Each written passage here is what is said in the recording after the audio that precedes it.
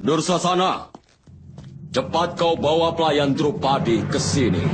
Kalau wanita yang arogan itu berani melawan perintahku, maka tarik saja rambutnya dan seret dia kemari.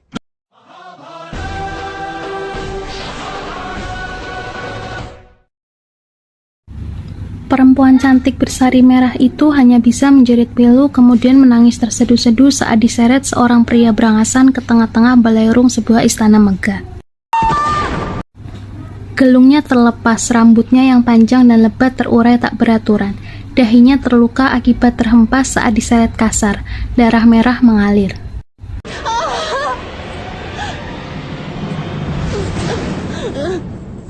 Satu hal, kecantikannya tak luntur dalam amarah dan rasa malu bak api yang membakar tubuhnya itu. Drupadi, perempuan jelita yang tengah ditimpa petaka itu menatap nanar ke sekelilingnya.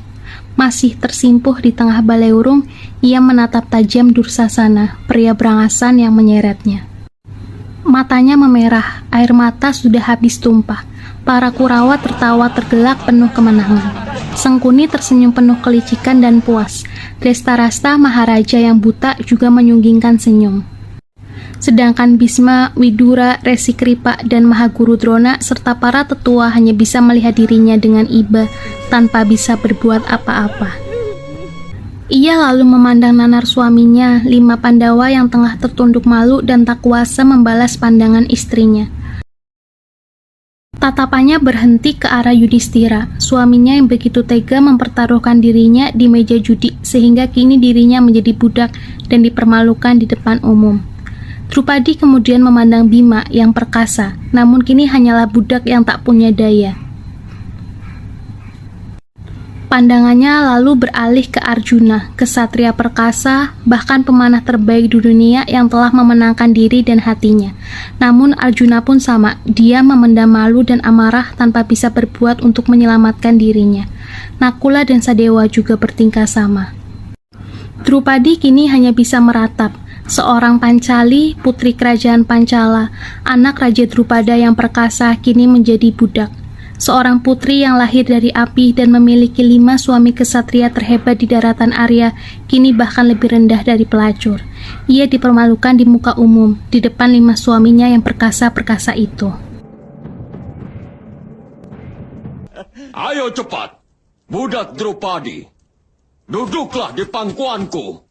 Drupadi menatap tajam ke sumber suara. Acara mempermalukan dirinya berlanjut rupanya. Akan kubunuh kau sampai kulihat seluruh bumi ini bergetar karena kemarahanku. Akan kupatah-patahkan kakimu dan mencabut nyawamu. Itu adalah sumpahku. Itu adalah sumpahku. Itu adalah sumpahku. Tapi apalah sumpahnya itu? Ia kini hanya seorang budak setelah dipertaruhkan kakaknya di meja dadu.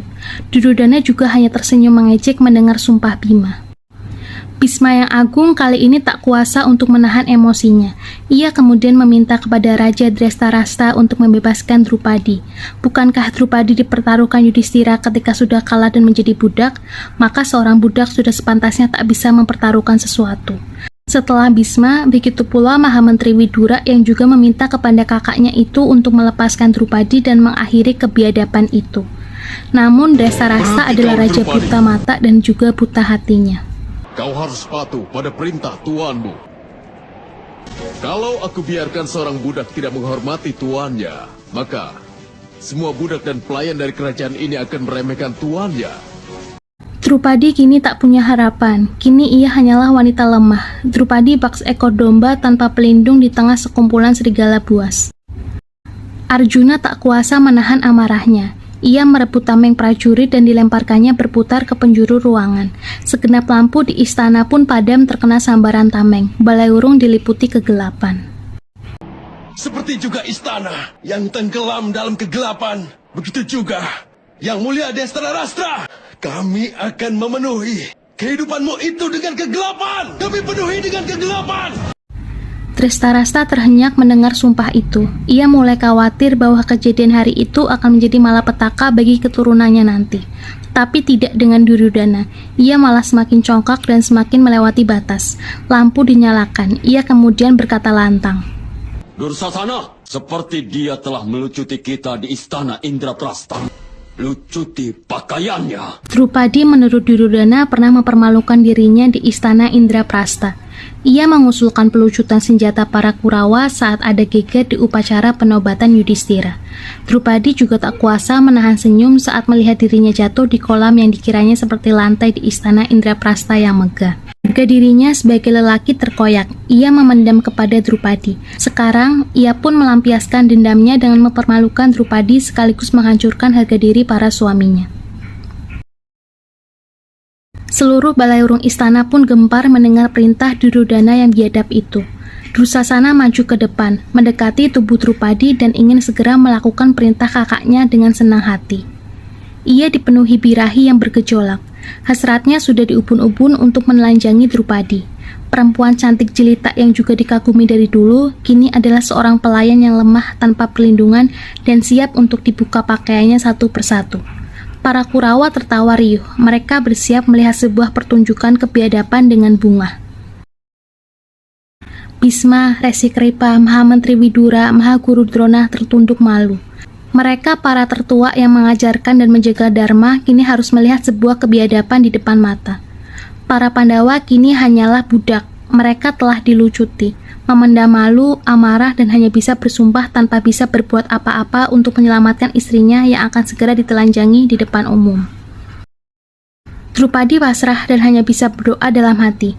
Ia tak bisa minta perlindungan dari siapa-siapa. Dursasana sudah bersiap. Ia menjambak rambut Drupadi dengan kasar dan mulai menarik sari merah penutup tubuh mulus Pancali. Sebuah tragedi bagi seorang perempuan bernama Drupadi atau Pancali. Tragedi yang menyulut api. Sebuah tragedi berikutnya sebuah perang besar, yaitu Bharatayuddha.